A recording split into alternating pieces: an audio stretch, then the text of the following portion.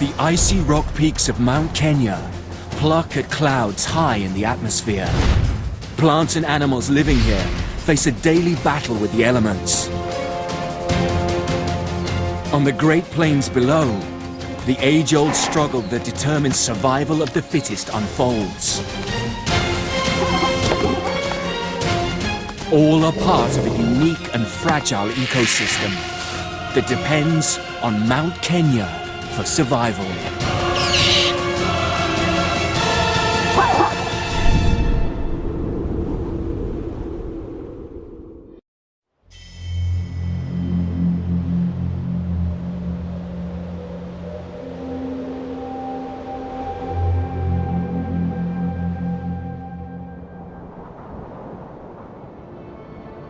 Right at its heart, a piece of Africa reaches high into the sky.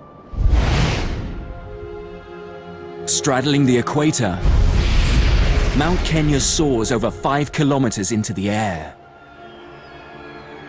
Its peaks sit so high in the atmosphere that glaciers cling to the rocky slopes despite the tropical sun.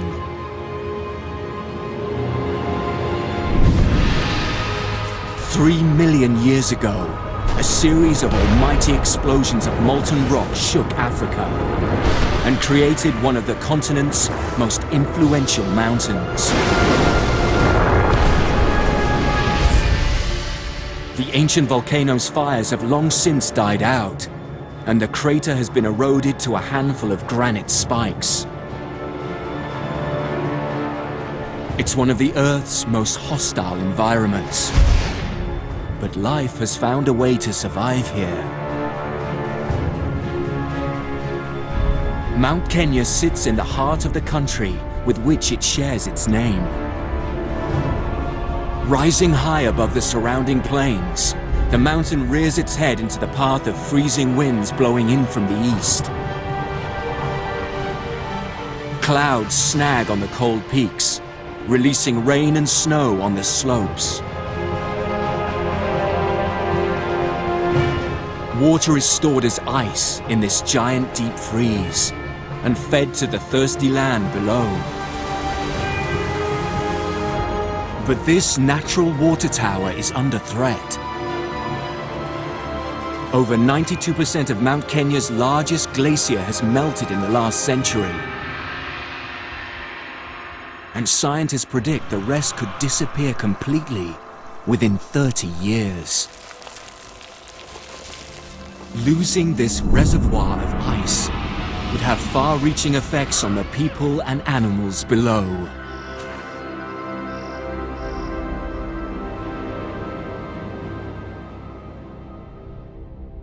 Stretching northwest from Mount Kenya's foothills to the edge of the Great Rift Valley is the Laikipia Plateau. Home to more mammals than anywhere else in East Africa.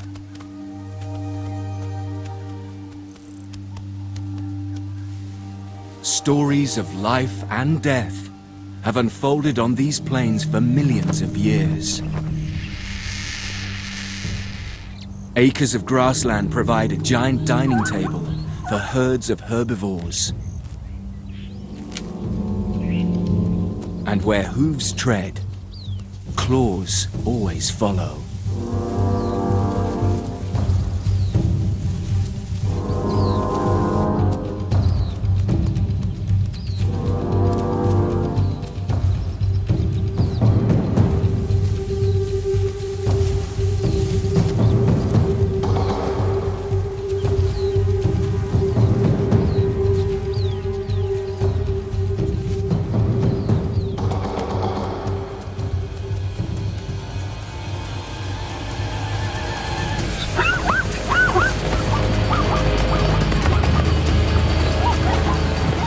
A zebra stallion does his best to defend his panicking harem. If his hooves make contact, his kick could easily kill an adult lion. But a zebra is a meal worth the risk. Lionesses often hunt as a team. While some give chase, others stay hidden. and ambush prey that is driven towards them.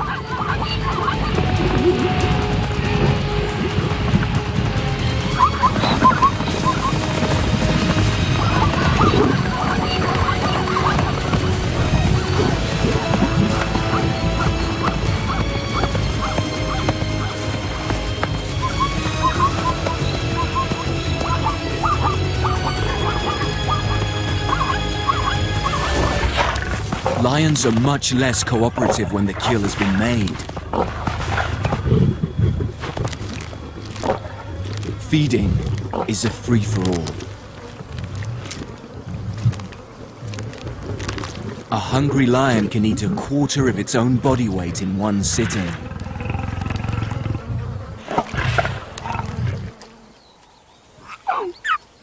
Although cubs will eat meat if they can get it, they seldom get a look in at a carcass. Fortunately, these are still young enough to fill up on their mother's milk.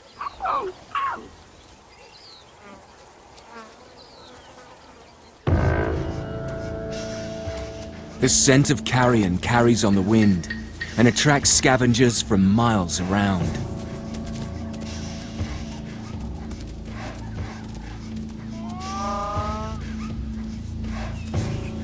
When jackals and vultures have picked all they can from a carcass,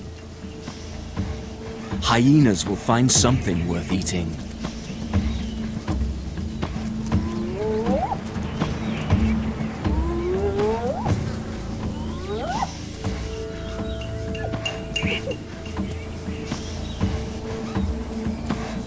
The hyena's huge skull and powerful jaw muscles are designed to crush bones. Their strong stomach acid will dissolve them in a matter of hours. They make a good meal of what other scavengers leave behind.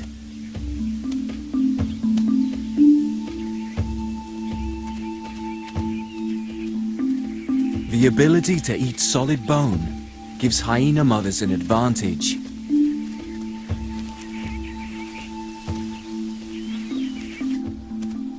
With so much calcium in their diet, they produce some of the richest milk of all mammals. Back at the den, two hungry mouths eagerly await their mother's return. Hyena pups can be left alone for days while their mother roams the plains, hunting and scavenging.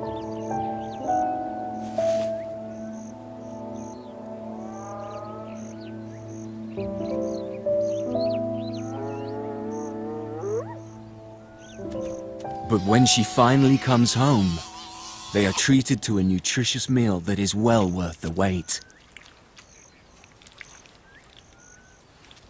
Although they are born with a full set of teeth, most hyena pups aren't weaned until they are over a year old.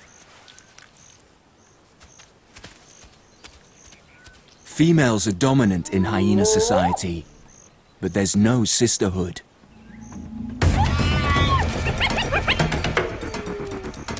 High-ranking females threaten a subordinate in full view of the clan's pups.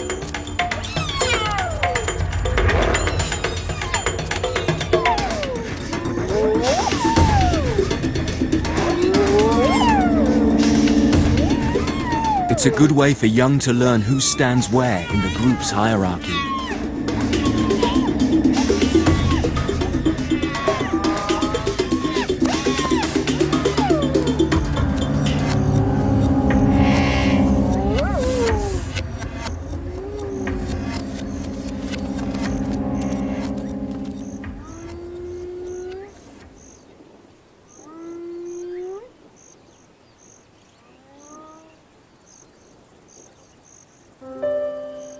Seeing how their own mother behaves in the group quickly teaches pups what social advantages they may or may not have inherited.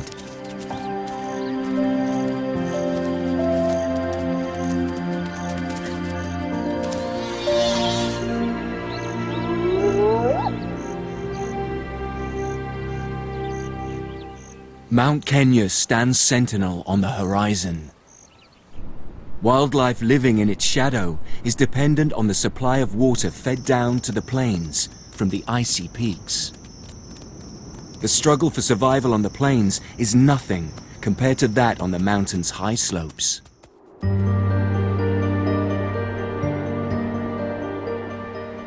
As the mountain climbs skyward, its head and shoulders venture into a different world.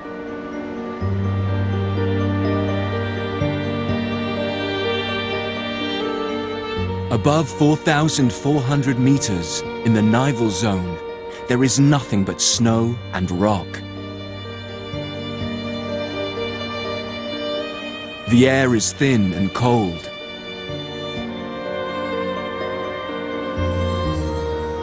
Weather at these heights is raw and damaging.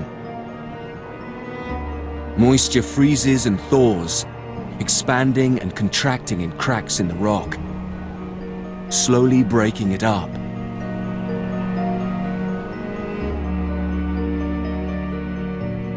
But in the Afro-Alpine zone, just below the barren peaks, life has managed to take hold. Temperatures can vary from 30 degrees Celsius when the sun is overhead to more than 10 degrees below freezing when it dips below the horizon. Up here, it's winter every night and summer every day. Animals and plants here are isolated from the world below, marooned in an ocean of cloud. To survive in this hostile habitat, they must adapt or yield to the mountain. An auger buzzard takes advantage of the mountain's wind patterns.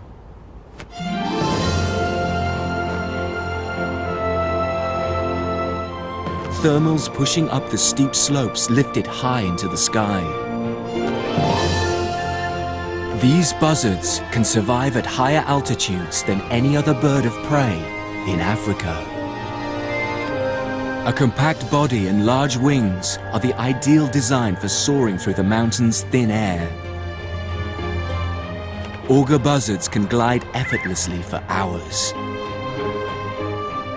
Long and flexible primary feathers at the wingtip stretch and rotate for precision maneuverability.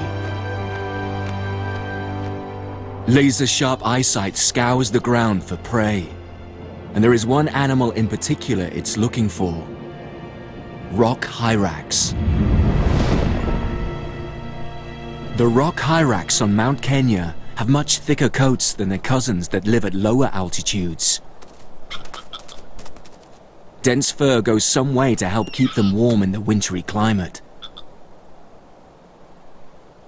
Baby hyrax find getting their feet off the ground is a good way to keep the cold out. Young hyrax get to grips with the slippery rocks very quickly and are able to jump half a meter when they are just 2 days old.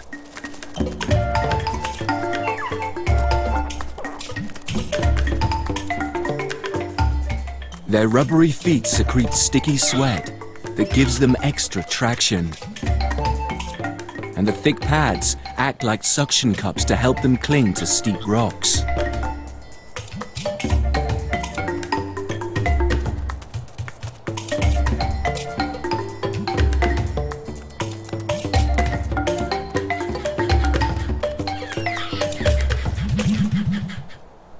While the family are out in the open, the alpha male keeps a sharp eye out for danger.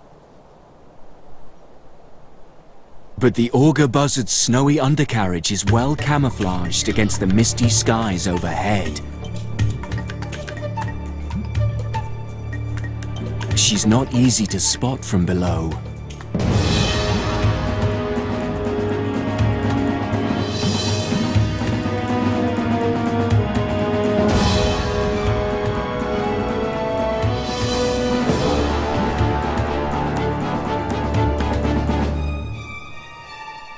As soon as the alpha male hyrax sounds the alarm, the family bolt for safety.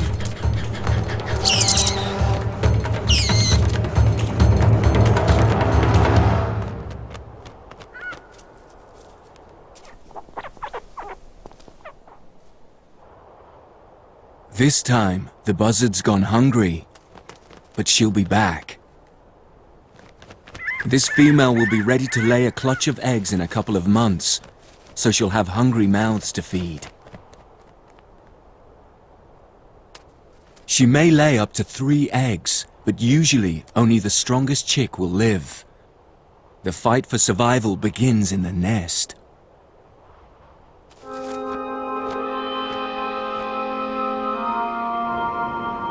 The buzzard's hunting grounds are a strange world. Up here, even plants have had to evolve bizarre ways to survive. These peculiar groundsels have taken the word hardy to extremes. Giant tree groundsels can grow to be 10 meters high and live for 200 years.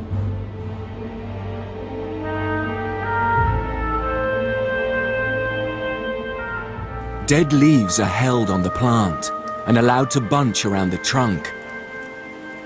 It's the vegetable answer to wearing a scarf.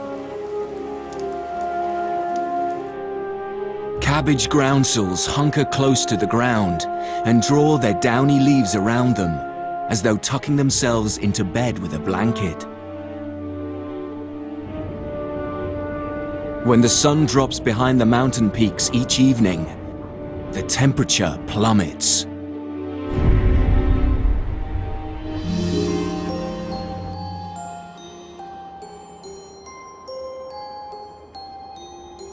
When a new day breaks, the groundsels gently unfurl their leaves and turn to face the sun to absorb as much of its warmth and energy as possible.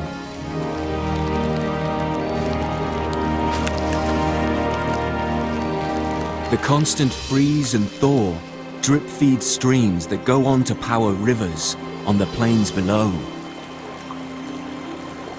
It's the vital source of water for everything living at the mountain's feet.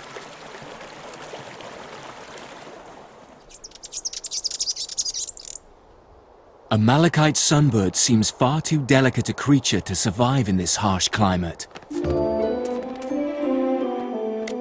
But it has a unique relationship with a curious plant that holds the key to its success.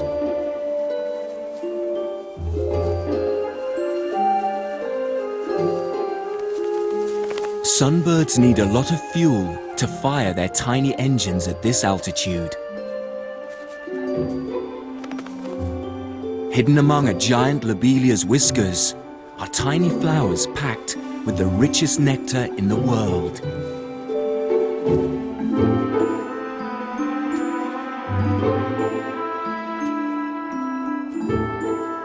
The woolly stem provides more than just a meal for a sunbird pair.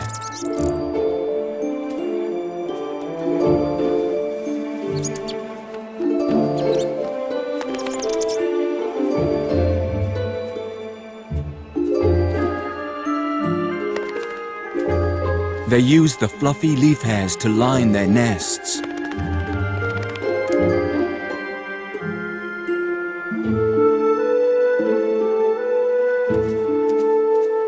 Each evening, the little birds enter a state of torpor, a miniature hibernation every night.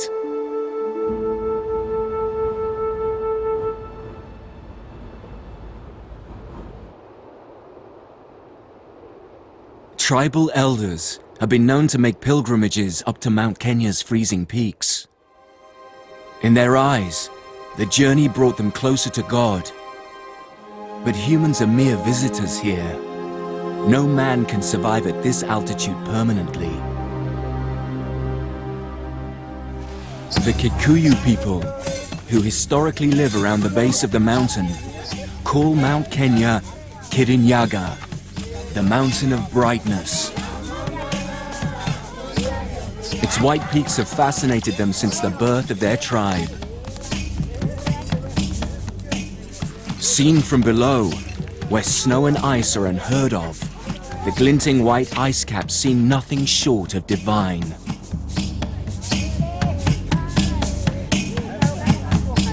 Kikuyu myth tells of a supreme creator called Ngai.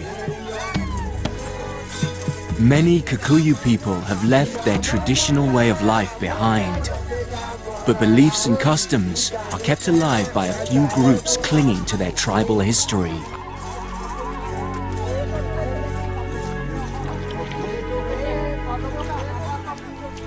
Snow-white patterns drawn on the skin for rituals symbolize the rivers and lands of Ngai's kingdom.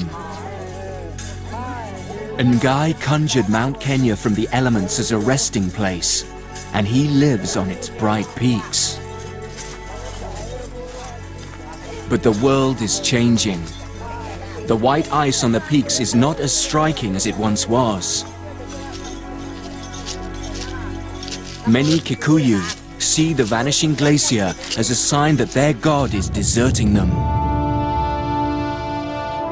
The shining crown of ice that has been the focus of their spiritual beliefs for centuries could disappear in as little as 30 years. The impact on Kikuyu spirituality would be devastating. But the impact on their physical lives and those of the animals who also depend on the glacier's water would be even more dramatic.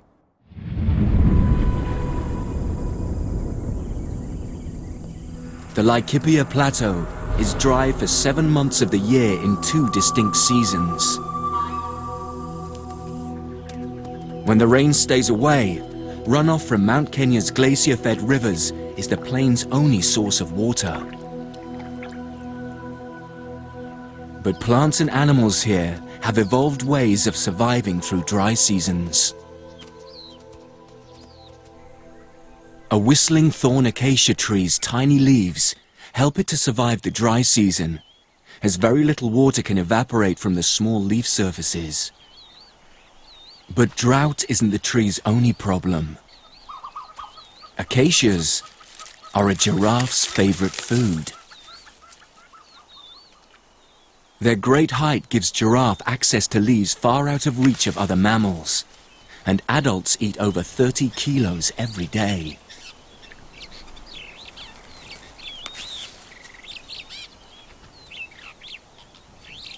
The tree puts up a fight against this onslaught. Wicked spines stud every branch, making any meal a very prickly affair. But giraffe are made of tough stuff. Their flexible lips are armor-plated, and a prehensile tongue can strip leaves from the thorniest of twigs.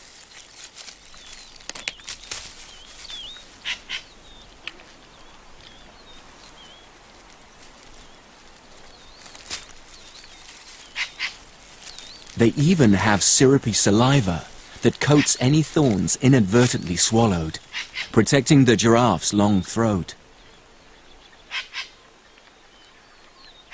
But the acacias have one more weapon in their arsenal. Colonies of ants make their home in the bulbous bases of the thorns. They enjoy a safe place to live among the spikes, out of reach of predatory birds.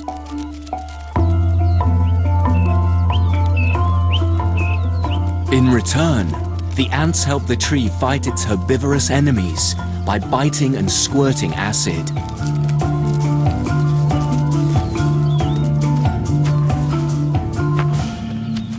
But the adult males in this herd have more than food on their minds. A bull giraffe has found a female on heat.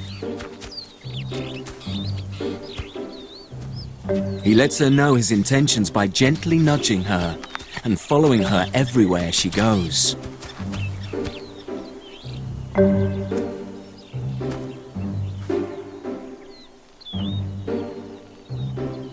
This female is not so easily wooed.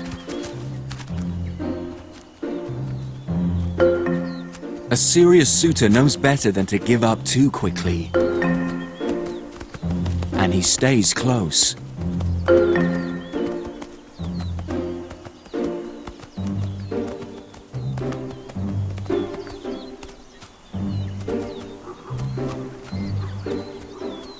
An amorous male needs eyes in the back of his head. He's not the only one with romantic ideas. A younger male joins in the pursuit. It's a bold move.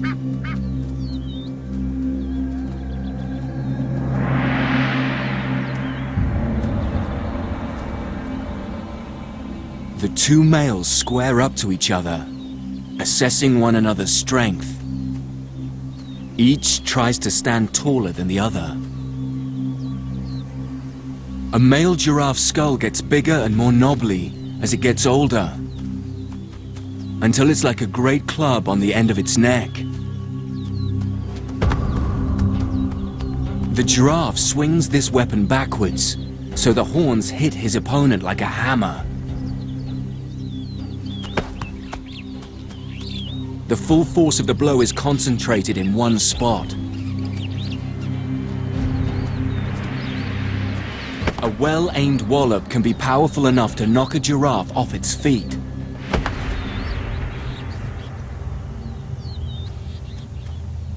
This time, the challenger realizes he's met his match and retreats before too much damage can be done.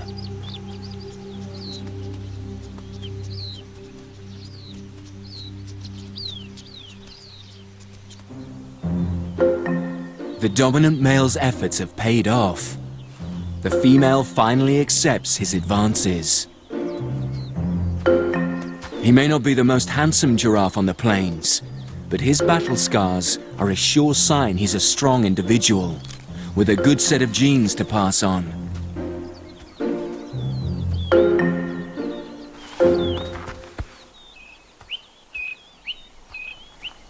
Southwest of the Laikipia Plateau lies an ancient mountain range, the Aberdares. These age-old hills once stood at least as tall as their neighbor Mount Kenya. But their snow-capped peaks have long since eroded away, and their highest point is now only just over 4,000 meters. Twice as old as Mount Kenya, all that is left of the Aberdares' once towering summits are granite stumps studding the moorland. They are known as the Dragon's Teeth.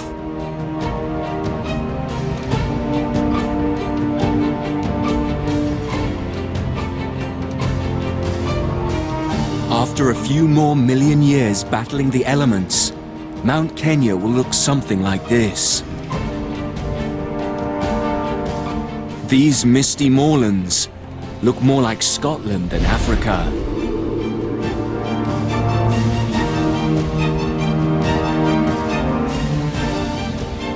But the thick vegetation hides some of Africa's icons.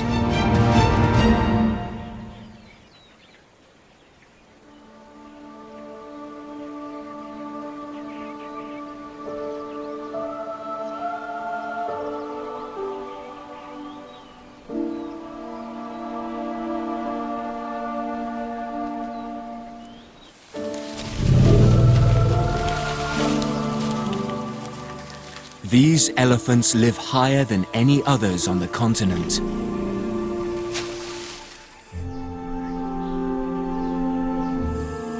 Their tusks and skin are red from the mineral-rich volcanic earth.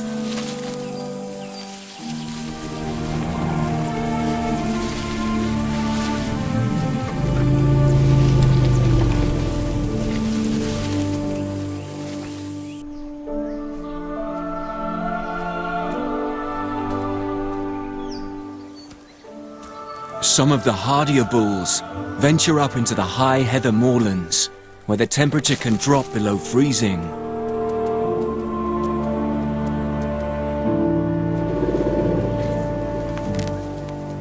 They seem out of place in this alpine landscape, but elephants belong here.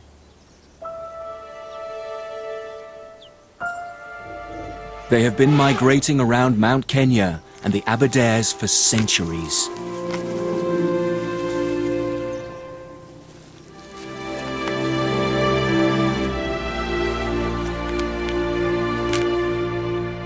Other animals seem more in keeping with the landscape. Waterbuck are impervious to the cold waters of an icy tarn. Their fur is coated with a natural oil that waterproofs the hair. It also gives off a pungent smell, which has the added advantage of keeping predators at bay. Few animals find the stench of a waterbuck appetizing, and they are seldom on the menu.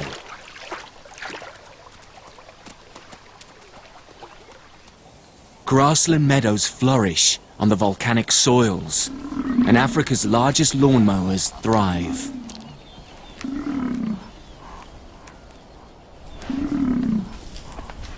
A buffalo's broad incisors and massive molars cut and crush long, coarse grass very efficiently. They move in herds that can number as many as 1,000 individuals. Oxpeckers often follow a buffalo herd, taking advantage of the ticks and other parasites they carry. But if the opportunity arises, an oxpecker will feed on the buffalo's blood directly too. Many animals in these African highlands have evolved ways to make the most of their harsh environment. Servals are some of the most agile and efficient hunters in Africa. Their long legs help them pick their way through the moorland tussocks. Relative to their body size, servals have the longest legs of any cat, helping keep their heads and crucially their ears above long grass. Their huge ears channel the slightest of sounds, so they can pinpoint prey hidden in the undergrowth. They can even hear prey burrowing underground.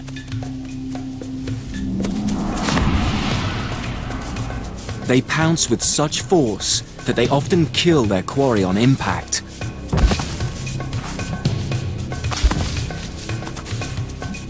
And they can leap 3 meters up into the air to snatch birds in flight. Usually their coats are spotted, perfect camouflage for those that live on grassy plains.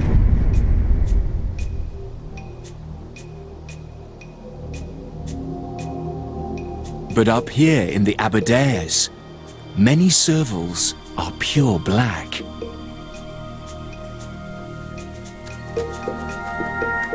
This mountain population is cut off from the world below. A rare gene that causes melanism, or dark pigmentation, has spread among the servals here.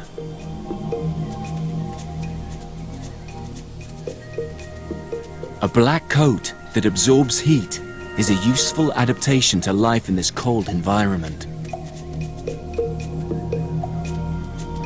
There are few other predators to compete with, so camouflage is no longer so crucial.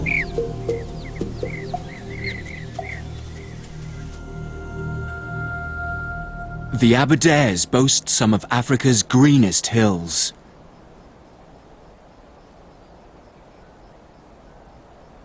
Below the moors, waterfalls spill into wooded ravines.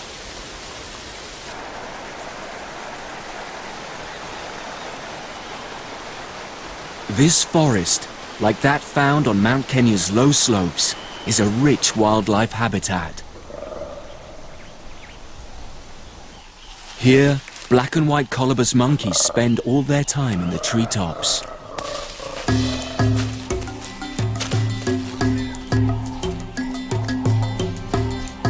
Tree moss has very little nutritional value, but a colobus monkey has a massive stomach and can pack in so much, it's a meal worth having. Colobus monkeys conserve energy by using flexible tree branches as springboards to propel them through the canopy.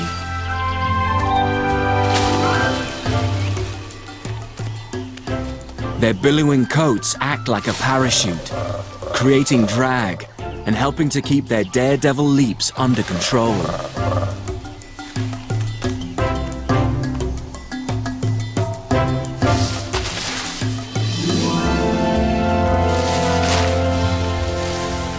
Their acrobatics are all the more impressive because this species has no thumbs.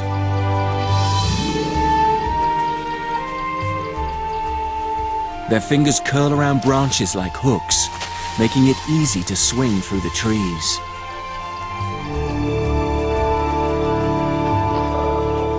Colobus babies are born with pure white fur and don't get their distinctive black and white pattern till they are 3 months old.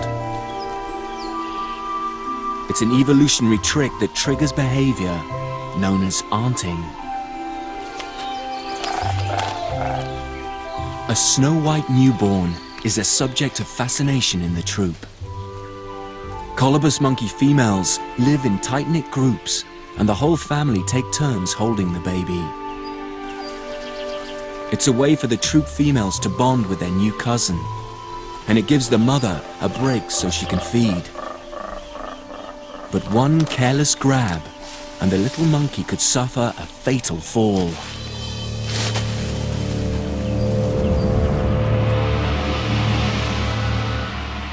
The wet cloud forest environment of the mountain slopes is a stark contrast to the savanna grasslands of the Laikipia Plateau.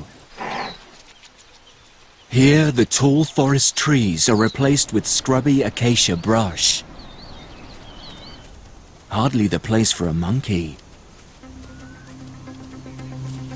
But Patas monkeys have made this world their own.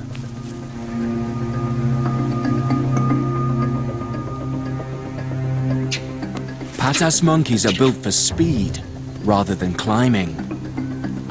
Slim bodies and long legs are much more suited to moving across the ground than for swinging through a forest canopy.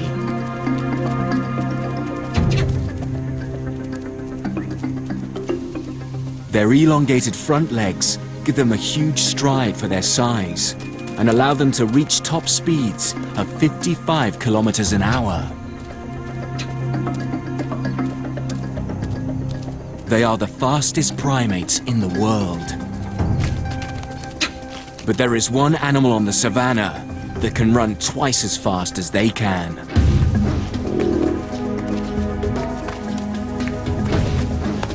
Just as animals on Mount Kenya's slopes have adapted to their cold mountain habitat, cheetahs are perfectly adapted for life on the parched plains. A flexible spine allows them to cover as much ground as a racehorse in each stride, over 6 meters.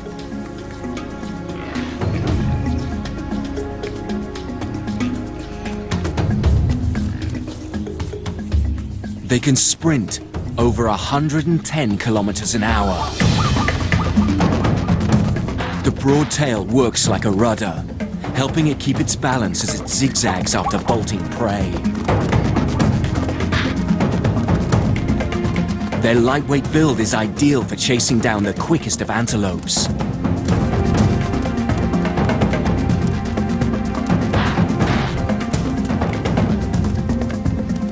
Cheetahs bring down prey using their dew claw, a sharp hook high on their front paws.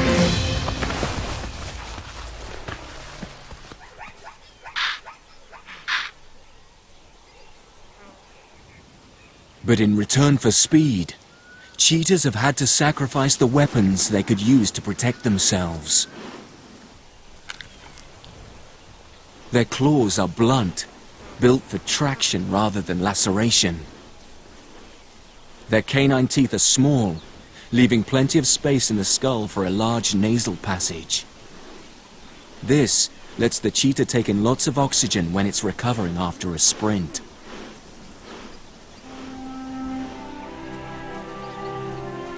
Not built to fight, adult cheetahs are usually solitary. Their cryptic markings help them keep a low profile.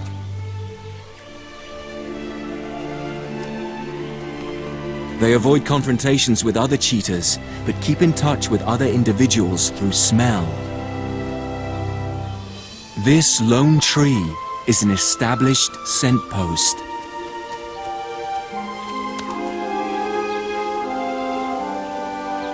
It's a feline message board, where every cheetah in the area can leave an aromatic status update.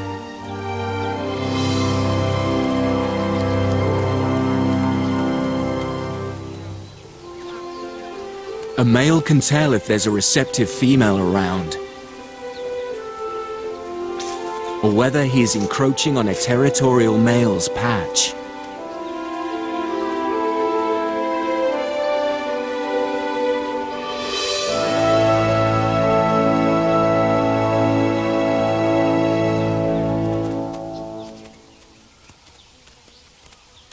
Cheetah get all the moisture they need by drinking the blood and even urine of their prey.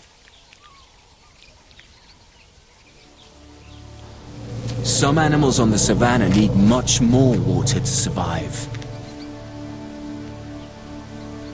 Elephants here face very different challenges to those in the forested foothills and cold moors.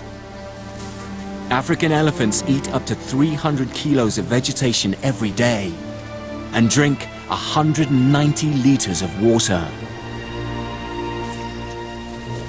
As the dry season takes hold, their constant search for food and water takes them further and further afield. They can travel up to 30 kilometers each day. The herd is led by a matriarch, the oldest female in the group, whose knowledge of water sources and feeding places has been passed down through generations. Young elephants have a very long childhood and don't become sexually mature until they are well into their teens. They don't have the innate survival instincts of many other animals on the plains, but learn their life skills from the adults in the herd. Elephant mothers make sure their offspring know the ancient migration routes that crisscross the plateau. It's crucial to their survival. But not every animal is able to cope with the dry season. Scavengers keep a sharp eye out for any signs of weakness and are quick to react when an animal succumbs to the tough conditions. White-backed vultures work as a mob, dominating a carcass by sheer force of numbers.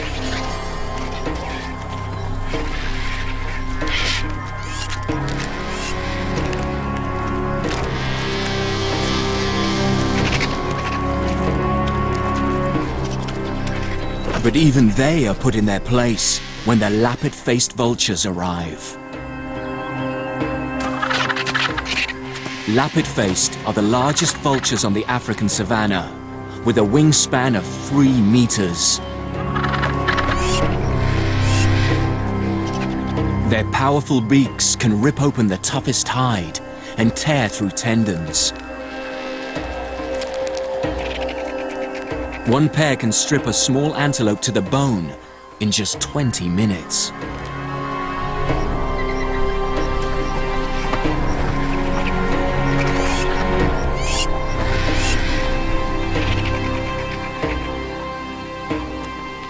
Bare heads mean their feathers don't get covered in blood as they dig into a carcass.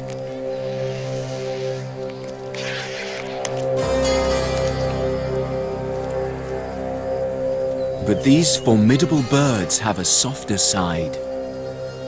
They mate for life and will raise one chick every couple of years together for 40 or 50 years.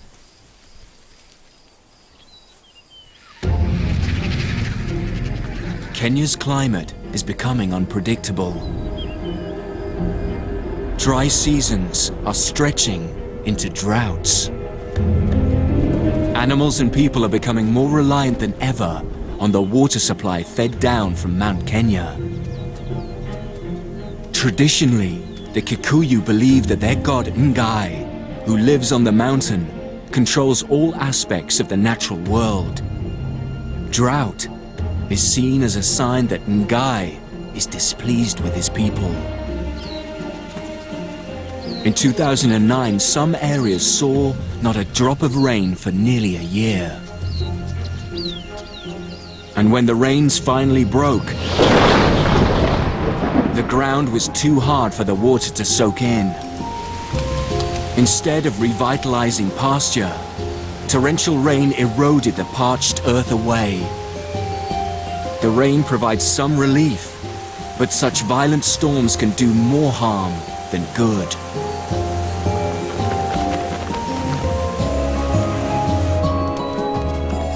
To the Kikuyu people, such damaging weather conditions are a sure sign their god is angry. A clap of thunder is thought to be the sound of the great god's joints cracking as he moves. As the glaciers dwindle, Mount Kenya's brightness is dimming. Many Kikuyu fear God may be preparing to leave them forever. Elders meet to discuss what they can have done to offend the great god and what they can do to appease him.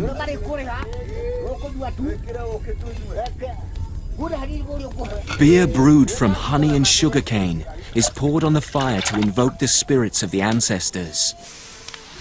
The dead are still considered to be active members of the tribe, and their help is needed in times of crisis.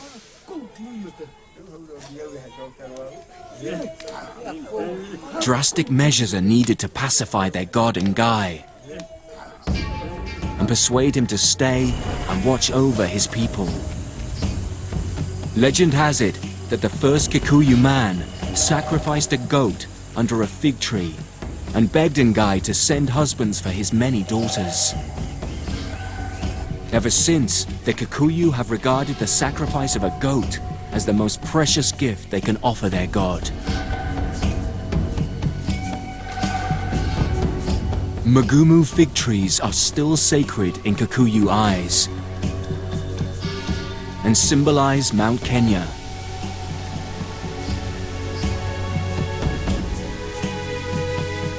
The goat's intestines are laid at the foot of the tree and its blood sprinkled on the trunk. The tree is a natural altar, a place where the people feel a deep connection to their god.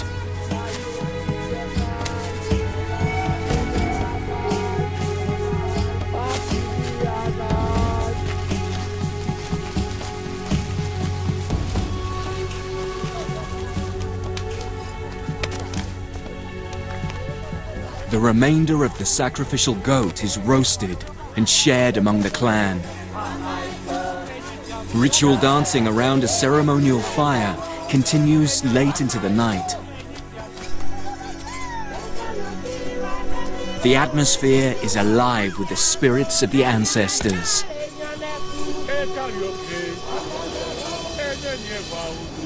The Kikuyu celebrate their creator Ngai, who lives on the peaks of Mount Kenya just as they have for centuries.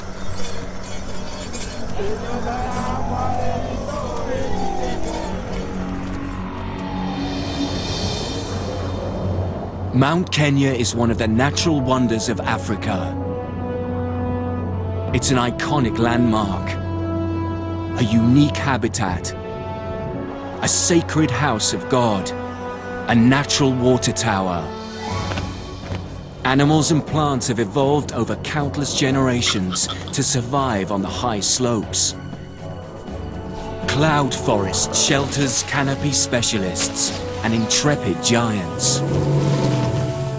And for hundreds of years, people have seen its shining summits as a throne of God. But Mount Kenya faces change. The ice caps that for thousands of years have stored water high on the peaks and released it to nourish the wildlife and people below are shrinking. The fates of these glaciers and the Kikuyu people go hand in hand. If the ice disappears, the core of their culture will be nothing but a memory.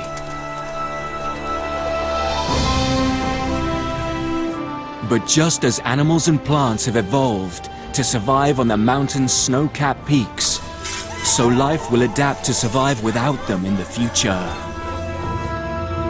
Mount Kenya stands guard, rising above the plains and forests at its feet. The great mountain will dominate the landscape here for years and millennia to come, with or without its glaciers.